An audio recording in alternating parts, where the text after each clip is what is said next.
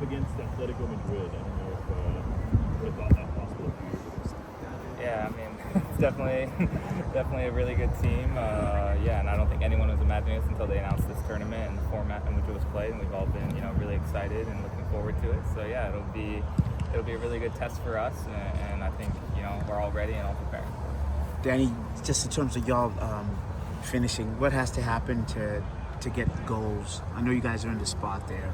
Yeah, I think last game we created a lot of good chances, just couldn't find the back of the net, but it's just about putting ourselves in the right spots, and every team is gonna, in 90 minutes there's gonna be chances, so even though they're a very good team, they're probably gonna limit us as much as possible. I feel like we'll still get, a few, and if we can put them away, I think it can make it interesting. Do they present a little, you have to play a bit more defense because they are? Definitely, they're obviously a very good team, so for us it's about sitting in, making sure everything's locked in defensively. The few moments where we can go forward, try to take advantage of it. But yeah, primarily we're going to be focusing on defense and making sure they don't score. What can you specifically take about the limitations the Botafogo kind of hit you with to what you're going to see against Atletico? There's two very good, very big physical center backs on their end. Yeah, I think Botafogo was great in the air, and they obviously showed that on those set pieces. So it's about being smart, not giving away careless fouls. Because we don't want them to capitalize on set pieces. So for them, obviously, it's not just that. They're going to also just be a very good team in attacking as well. So it's just about being dialed in, locked in as much as we can, and then hopefully we'll get something. Is it difficult when there changes to the wingers and kind of that triangle up top offensively for you to continue to kind of have a rhythm and some continuity necessity? Yeah, I think so. I think anytime they switch the lineup, it's adjusting to the players that you're playing with. Ryan's more of a player that likes to go one-on-one, so you want to give him space and not kind of, show the support to do a 1-2. But maybe if it's Jesus on the other side, you do want to, show support so you can do a 1-2 pass. Paul, kind of similar, going to let him go wide and kind of let him go 1v1. So yeah, definitely it changes. But I think, we all train together. We all know our tendencies, and so we know how to adjust. Big thing from the first game, especially the second half, was the amount of shots that were taken. Is that something that gives you confidence, knowing that you can get past the defences and get shots off? Yeah, I think from all the games in the Club World Cup so far, we've seen the teams that maybe aren't the favorites, but they're getting plenty of chances.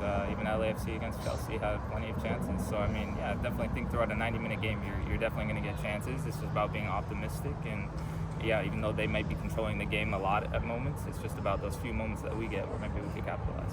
Speaking of the Club World Cup, the one advantage you have that many teams don't have is the home advantage. 30,000 in the first game. How important would the fans be in this game against Atletico? I think very important. I think they gave us a lot of energy. I feel like when we were putting Botafogo under it a little bit and the crowd was getting into it, it definitely lifted our spirits a bit to push harder and try to get that equalizer. So definitely I think we're going to need them in this game a lot. Is the we have nothing to lose kind of mentality just kind of help? If the world's not expecting you guys to get a result, does the pressure come off and it's a lot easier to play freely? I would definitely agree with that. I think that is the mentality. We have nothing to lose. They're the team that's expected to win, and all the pressure's on them. So I think that's how we were even going to Botafogo a little bit. Just kind of, they're the ones expected to win, and I feel like when we had that mentality, I think we performed fairly well. As far as your, being a soccer person, how much did you know about Atletico before, or what's your experience like with them? They're a very, very, very good team. I think I've known Atletico since forever, since I've been playing soccer, and they're a very good team, top team in Europe, and they're going to come with a lot of quality. So, I think everyone on the team knows what to expect. They're a very good team, and they're very good, and we watched a lot of film. So, Danny, the flip side of that is the opportunity to take the skills that you've honed against a very good team. Can you just talk about the opportunity this game will present? Yeah, I think that's why this tournament is actually really special. It gives us an opportunity to go up against the best players in the world and kind of show, that at times maybe we could compete. I think we showed that against Botafogo. We're going to try to be doing that against Atletico, but even other teams, in this tournament so far, I feel like have done a good showing. So it's definitely a great opportunity, and yeah, I think it could be special if we could get a result here. Danny, what specifics you should improve for the next game facing a global powerhouse like Atletico Madrid?